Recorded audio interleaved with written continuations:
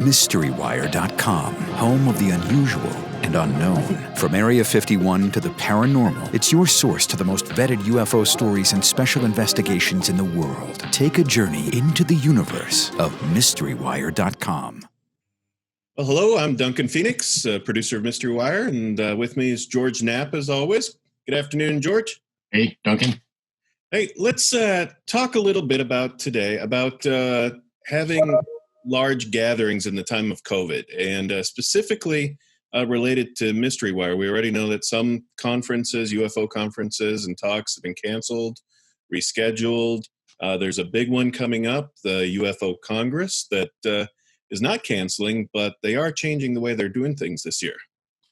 So, UFO conferences have grown in total number and popularity over the last couple of years, in particular, since the New York Times story broke. And, they've attracted a whole new audience. This was going to be a really big year for some of these conferences. The McMinnville Conference, which had its 50th anniversary, or celebrating the 50th anniversary of the McMinnville UFO thing, was one of the best. They tried to reschedule, and then they had to cancel it altogether because COVID is just not cooperating.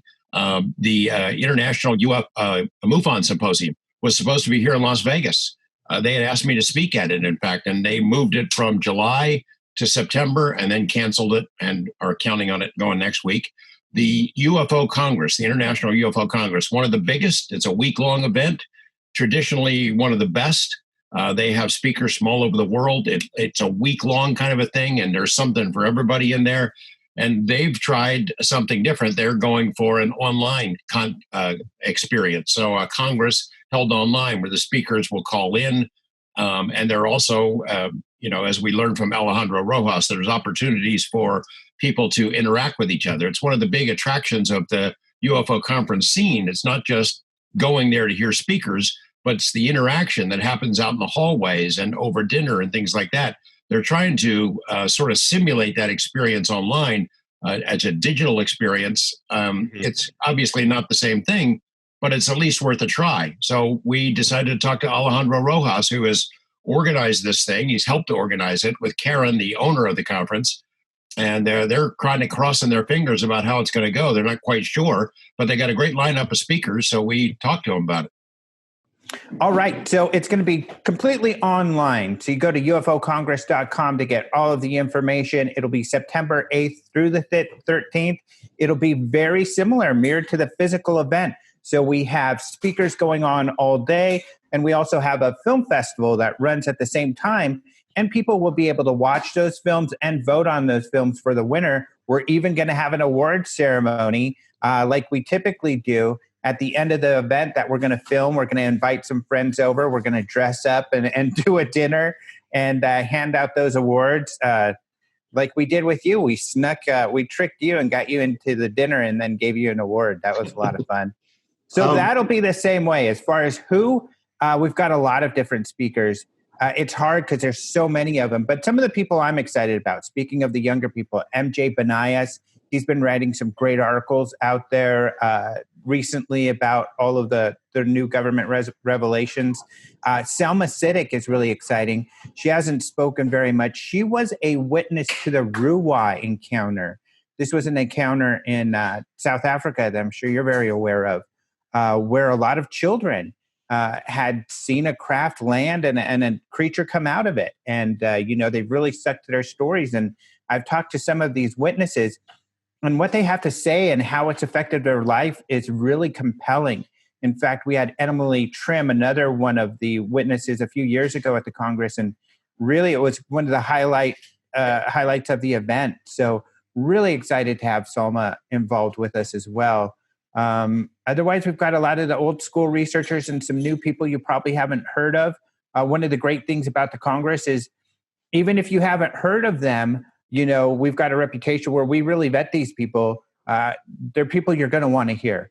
Most of the time, a lot of times people come to the conference, they've never heard of a speaker. That speaker turns out to be the hit of the show.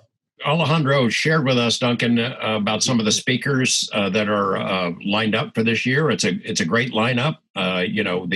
It remains to be seen whether financially this is going to be viable for folks, whether they're willing to sit at home and spend a couple of days listening to these speakers. I hope so.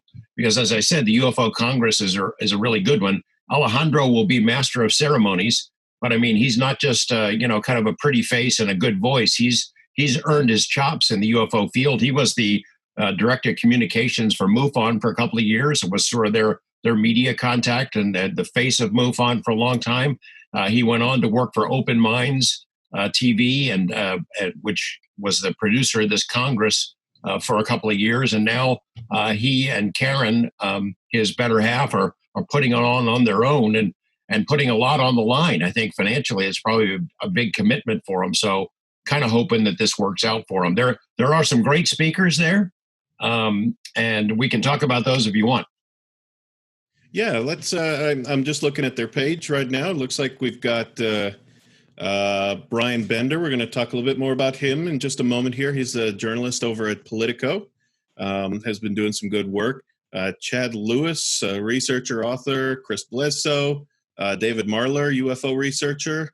Let's start with Brian Bender. Brian is, he was relatively new to the UFO field, but he entered it in a sort of a really big way. The New York Times story, December 2017. New York Times gets the credit for breaking this big story about ATIP, but the other guy who broke it at the same time was Brian Bender, working for Politico. He knows the ins and outs of Washington. He's covered the Pentagon and U.S. military issues for a long time, so he started picking up bits and pieces. He came out with a big story about ATIP and Elizondo and things of that sort, and so he's into it now. He's part of the scene, whether he wants to or not. I think he's probably fairly cautious about being labeled a UFO guy, but he's a really solid reporter. He's going to be one of the speakers. Alejandro had a chance to interview him before the UFO Congress, and here's a little clip of what they talked about. Where did these rumors, are these like inside rumors? Are these rumors, in Washington where you're hearing this sort of thing? Yeah, I mean, this was from sources on Capitol Hill and also, quite frankly, to the Stars Academy, the Chris Mellons of the world, the Lou Elizondos of the world, who, it's no secret, have been advocating that the government do more, pay more attention, throw more resources at this issue. And so I think where the interest really began in Congress was with some of these briefings that members of Congress were getting on the sightings by the Navy pilots over recent years. And I think it's about a year ago that we reported that the Senate Intelligence Committee, or several members of the committee, had been briefed about some of those reports in a closed session. And that included Senator Mark Warner of Virginia, who's the vice chairman of the Senate Intelligence Committee, the leading Democrat. I believe Senator Jeanne Shaheen, I had spoken to her about some of the briefings that she had received. And I'm pretty sure that Marco Rubio, who now chairs that committee, was also among those who got briefed. And I had heard that he was among those that was most interested in it, that it alarmed him. I think he comes at it more from a national security perspective. What are these things? If they're violating military airspace, shouldn't we be a little more alarmed about them? And so from what I'm told, it was his staff, obviously with his direction, that really took the lead on putting this provision in the bill that would require this report.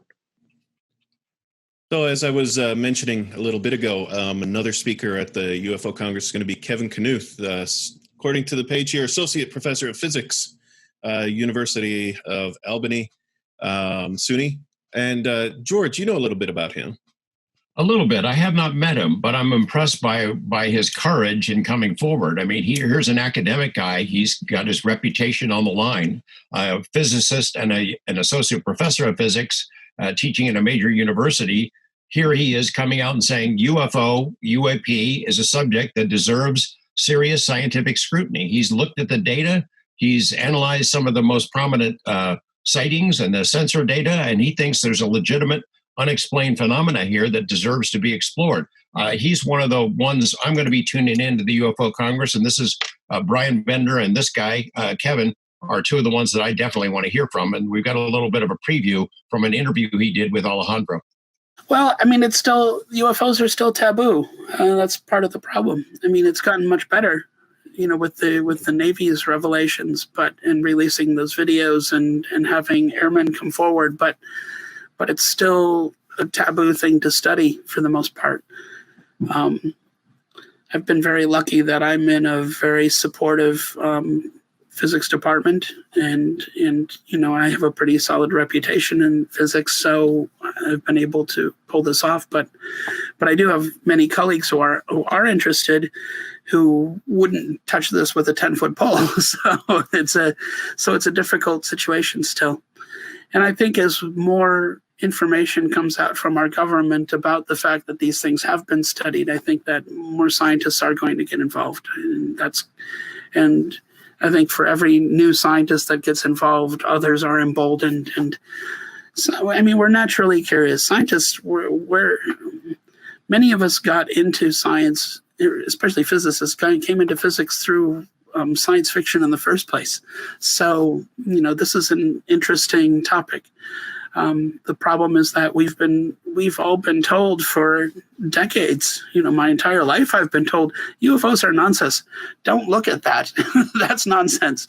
We're not studying it. Nobody's studying it. Only kooks study it. It's nonsense. And now we're finding out that's actually not true. It's been studied the whole time very carefully and vigorously, and they've been keeping it quiet. So now we're finding out that what we've been told for decades is not actually correct. And so the questions are now coming up, well, what do they actually know? And how well has this been studied? And as a scientist, I would ask that question.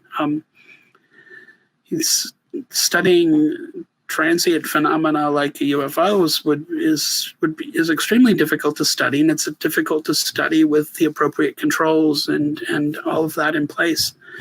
And I think that, and I'm not sure that the military is equipped to do that, and or has the training to do that. I think they have some good people, and I think they've tried, but if they're not going to ask the same questions that a scientist would ask, and so we're not going to know a lot of the things that we would like to know or need to know until we start asking those questions. The UFO Congress coming up very soon, September 9th through 13th. You can still register on their website, ufocongress.com. I know they're excited to have as many people online as possible in these times. It's difficult, but they're doing the best they can, and it sounds like it's going to be a good program. Now, George, go ahead.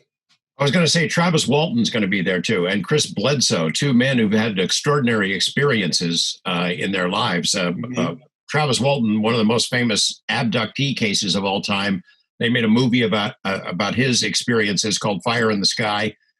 He's a terrific person to meet in person, and I think he's a pretty credible case. And I look forward to hearing his presentation. Chris Bledsoe lives on the East Coast and he's kind of a tough guy to get to know. He has to trust you to share these stories, but he has ongoing encounters with some very strange phenomena, and I really look forward to hearing that. So overall, I'm looking forward to that conference, but there are some other things we wanted to talk to Alejandro about: current events in UFO world, the politics of the situation now, what it's like dealing with people in social media, and the UAP task force, whether the Pentagon's telling the truth or not. So maybe we can go back to that interview now.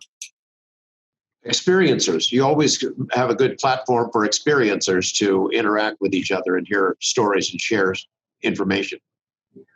Right. So we are doing that. So we're doing these big group Zoom sessions at the beginning of the end of the day. Usually it's in a room, where people can get together, share their experiences, whether that be if you feel that you've contacted or communicated with something or had a UFO sighting. And we'll be doing that again.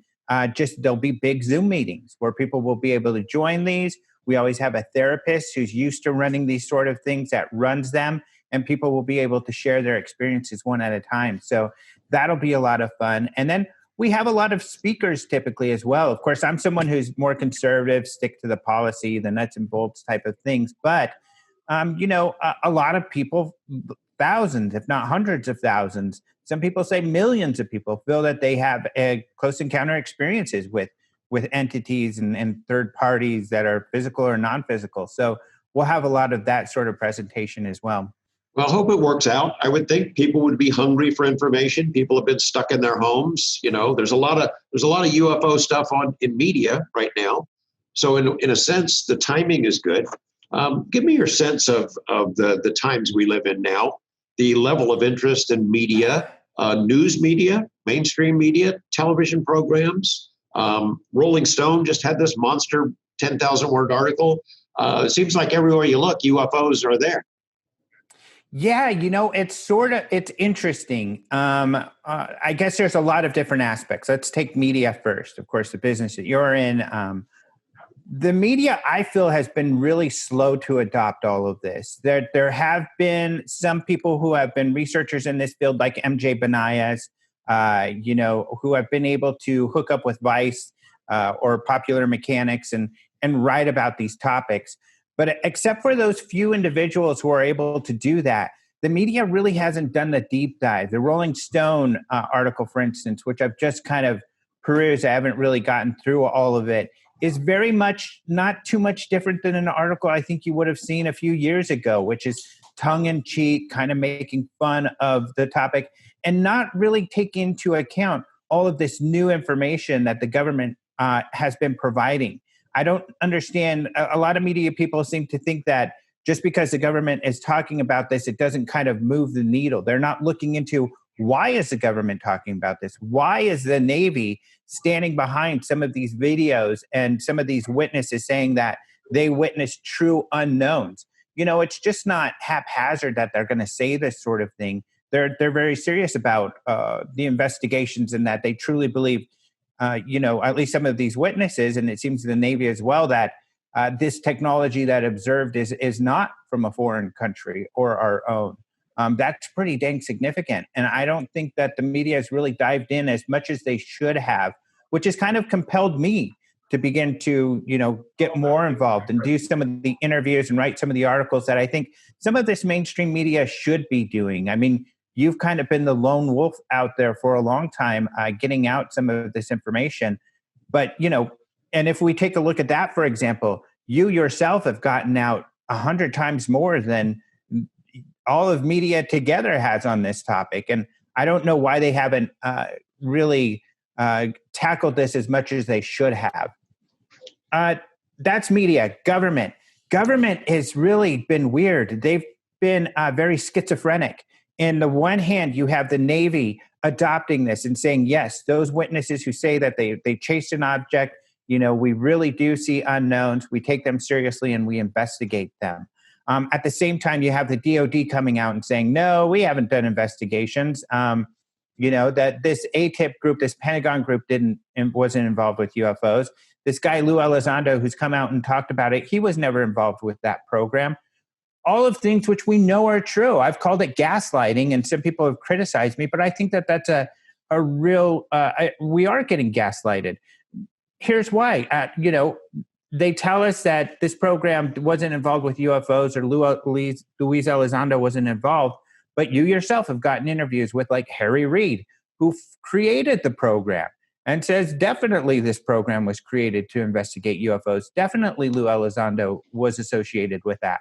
Chris Mellon, another former official who, while he was on the inside, knew of the existence of the program and Elizondo's involvement. The contractors who worked on this program, who have also confirmed that certainly it was about UFOs and Elizondo was involved with it. So all these firsthand people are telling us this, yet the DOD is, I think it's a fair way to put it, gaslighting us and telling us to say, no, what you think you know isn't true. Let us tell you the truth. So that's really weird. Then, you get to the Senate Intelligence Committee saying, apparently you've been looking into this and we need to know more about this. There should be a centralized location to collect this information. And we want you to tell us what you know because you haven't told us thus far. That's pretty extraordinary, I think. I kind of think that perhaps some of the backlash we're getting from the DOD is that they're a little upset. Now they're having to answer to bureaucrats on this. That's just purely speculation. But it's been really weird, really interesting. and extraordinary. I mean, for decades, we had the government telling us there's nothing to this, that we don't look into it, despite government documents that have been uncovered. And now we're at a space where they're saying, yes, it's a real thing, and we do look into it. Our politicians are saying, hey, we need more information. It's a really weird time. It's really interesting. So often we in this business who cover this stuff will say the Pentagon said this and the Pentagon said that, as if the Pentagon speaks with one voice. When it comes to this topic, they clearly do not. I mean, you have the Navy that's been pretty forthright. Those 3 videos are genuinely unidentified. We don't know what they are, where they're from. Yes, we want our pilots to come forward and give us information.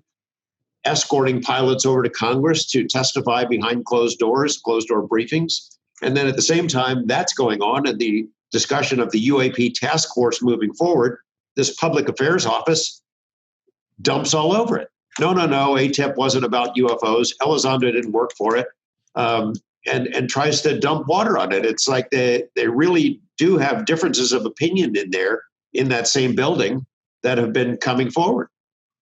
Exactly. You've got the agencies, you've got the Office of Naval Intelligence, that has been very been very forthcoming about information. You have the Office of the Secretary of Defense, where Lou Elizondo worked, but their press office has really been giving a lot of pushback. You've got the National Intelligence involved with this. All of these different alphabet soups agencies, but all having a different take and kind of a different stance on what's going on. And it is fascinating. There must be, so much going on in the background that we just don't have insight to, all of which will influence what information we get in the future. I know you follow some of these amateur debunkers who are on social media who are still arguing about the 3 videos released by the Pentagon. Pentagon has these videos for years. The best analysts in the world take a look at them. They have all the sensor data that has not been made public to us, and they've decided these are genuine unidentifieds. We don't know what they are. The armchair guys at home in the garage say, oh yeah, that's a flare, that's a bird. And here it is years later, they're still arguing about it on social media. Have you sort of personally moved beyond that and decided I'm not going to waste any more time on that? Well, I've moved way beyond it. And this is why.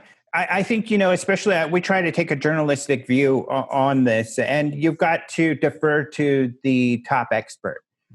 So far, the people with the best expertise, I believe, that have spoken to this are the jet fighter pilots and the Navy themselves. The Navy says these are genuine unknowns. The jet fighter pilots have reiterated that. I also had worked with a FLIR depot level kind of tech guy in the past regarding some of these cases. And he's gotten some information out. He's on board with the rest of the Navy saying, yeah, this is weird. So, I mean, all that other discussion can happen all they want. I mean, they're amateurs. They're not people who work with these systems on a daily basis.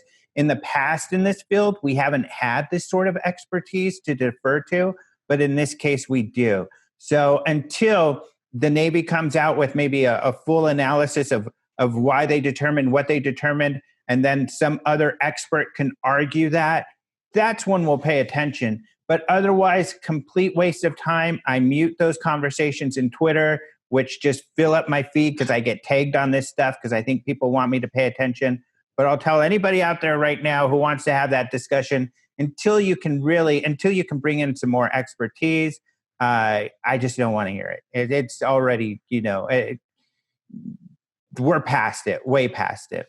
I enjoyed your article written about the gaslighting, the conflicting statements from the Pentagon, as well as some of the historical articles you put out. One today about the Belgian triangle wave 30 years ago. That flew by. So tell the audience where they can read those articles and what you're working on. Yeah, you can read those at openminds.tv. And so what I've been doing has been kind of a mixture of historical information and new information. And the reason I'm bringing up the historical information is that there's a lot of people now getting involved. We had the television show Unidentified with To the Stars and some of those people who were involved with the actual government investigations and what they've looked at. And I'm trying to show that audience, those people who are really coming to this, that, hey, there are these type of cases that have gone on historically, even though typically, UFO researchers or those interested have people have thought they wear tinfoil hats and are goofy conspiracy theorists. Some of us are actually referring to actual incidents that have happened that governments have investigated, and the U.S., or in this case, NATO, haven't been involved with the Belgium wave. So there's a lot of rich history there I think people have to catch up on. And even topics that I'm skeptical of, but have been brought up. So people involved with the Pentagon project have brought up the possibility of UFO crashes.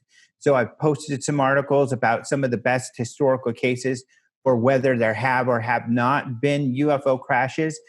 Personally, I'm skeptical that there have been, but who knows? At least, I want to get out there objectively that information so people can figure that out themselves. So trying to provide that information. But there's so much going on in the background and so much nuance that's what I'm really tackling now. So policy experts, people involved with these programs, that's who I'm talking to right now, because I think the UFO field has one perspective of what's going on right now, but it's attached to kind of these old conspiracy theories. Whereas if we really look at the verbiage and what's happening, when it comes to identifying potential threats, we're going to hear a lot of conversation about drones, about potential foreign technology. They're going to have to be careful when it comes to like counterintelligence, what sort of information they can share so they don't give away any secrets that they don't want to give away. I mean, it's very nuanced and there's a lot of details to it. So I think we have to understand that if we really want to encourage the military or the government to look into the areas that are more anomalous, like we would like them to look into, because certainly just because you're looking at unidentified threats doesn't mean you're going to be looking for aliens. It means you're looking to identify these things that we don't know what they are. And right now, we've got a lot of drone incursions. You've probably seen the work of like Dean Johnson out there, who has demonstrated we've had something like 50 drone incursions over nuclear facilities that have been investigated, and only 5 have been resolved. I mean, that's pretty alarming, and I'm sure that really gets the Senate Intelligence Committee's attention. Alejandro, thanks very much. We'll post a link to Open Minds TV and also to your conference. Best of luck with the conference. I'll be watching. All right, great. Thank you so much. Thanks a lot. See you. And this is still going to be a big week in Mystery Wire. Not just these interviews. We've got another big one coming up tomorrow, right, George? Yeah, so by the time people see this podcast, it may already be out, but we have a colleague in Washington, D.C. That works with us that we've been asking to try to track down Senator Marco Rubio of Florida, who is chairman of the Intelligence Committee, has made 1 or 2 statements, very brief statements in public about his committee's interest in UFOs, UAP, the closed-door briefings that they have had, the support for the UAP task force inside the Pentagon, and the insistence that we have some kind of a public reporting mechanism that whatever the Pentagon finds out, they need to tell at least Congress and hopefully the general public in the future. So our colleague there, Kelly, in D.C., finally tracked down Marco Rubio. We used a little tiny piece of it last week, and tomorrow, as of Tuesday of this week, the public will get to see the whole thing. So I think that's going to be pretty good, and a lot of people will be interested in what Senator Rubio has to say. And depending on when you're listening to this or watching this, it probably will already be on the MysteryWire.com website for you to watch as often as you want. So, George, thank you for taking some time this afternoon. Talk to you later. Thank you for tuning in. Bye-bye. I think